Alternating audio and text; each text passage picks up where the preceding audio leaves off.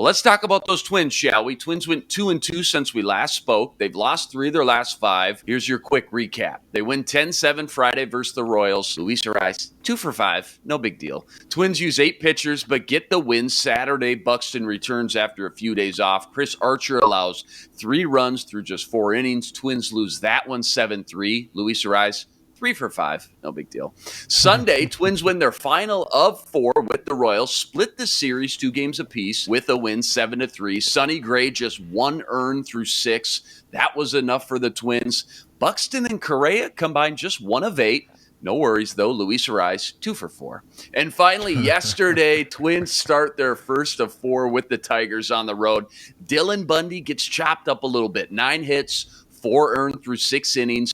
Gave the Twins a chance, though, heading into the 7th, but some uncharacteristic, costly defensive errors for the Twins cost them this one. They lose 7-5. There's your 32nd Memorial Weekend Twins recap, Reggie. Twins hitting a little funk right now with some costly injuries mounting up. Maybe the biggest news of all was Royce Lewis being called back up. But just a few innings into his big return, he has to leave with a knee injury after crashing into that center field wall. He goes on the 10-day IL with Jose Miranda coming right back up. Sonny Gray was also hurt during Sunday's start. He's likely to hit the 15-day IL. And on top of that, Celestino, Joe Ryan, and now Carlos Correa, all on the COVID exempt list. Your thoughts and takeaways from the weekend's play and the Twins just mess in the injury department right now. It's like that. It's like that Christmas song, and a partridge in a pear tree. It's just like, goodness gracious, like they can't catch a break right now. You know, it was interesting because they were getting healthy. Correa came back, and the lineup was pretty much stat. Like it's pretty chalk. Like for a bit, Sonny Gray came back. He's pitching lights out. And all of a sudden you're just like, okay, all right, we see what they can do. They got it cooking a little bit.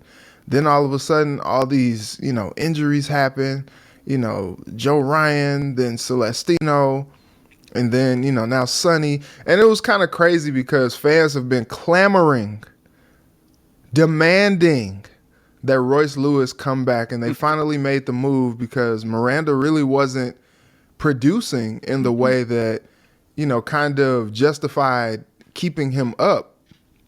And so they sent Royce Lewis down. They were like, look, if we got Correa, we got, all these guys in place, we need to find another place for Royce to play. So they had him down in AAA, and they were just like, all right, let's play musical Royce. We're going to put him at third today. We're going to put him at second today. We're going to put him in the outfield today. And it was just a matter of getting him comfortable at playing those multiple positions. And then they finally brought him back up and they put him in center field. And then he goes all Byron Buxton and goes crashing into the wall and hurts himself. And you're just like, really?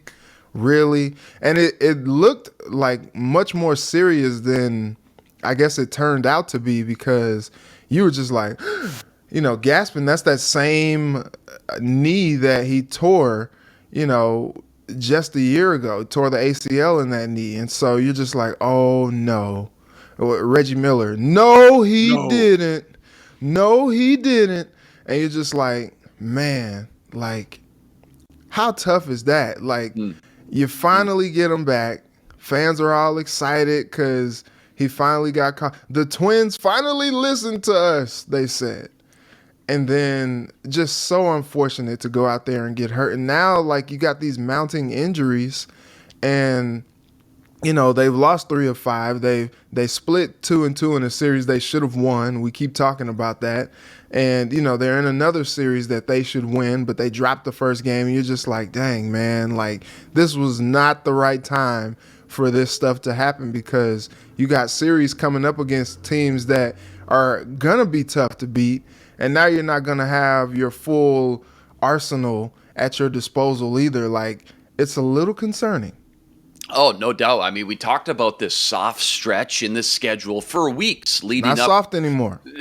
All of a sudden, I mean, they needed to take advantage of this, and they just haven't played to the level of our expectations during the stretch thus far. Yesterday, again, with some costly defensive errors we're just not used to seeing. And now you talk about these injuries piling up. Could not come at a worse time with their first real litmus test on the horizon since the Houston Astros about 3 weeks ago when they played the Toronto Blue Jays without, as of now, a handful of their best players. Luis Rise, though, a gaudy 360 batting average. Good gravy. Should this man be leading off? I mean, enough is enough here, right? I mean, I know Buxton has to be the leadoff guy, but Luis Rise, my goodness, he's making a strong push for that leadoff spot. You always put your most effective guy in that leadoff spot because they can just kind of set the tone, get on base, and kind of just get things started. You know, the hope is that they get on base and then they end up at home plate with a couple hitters later.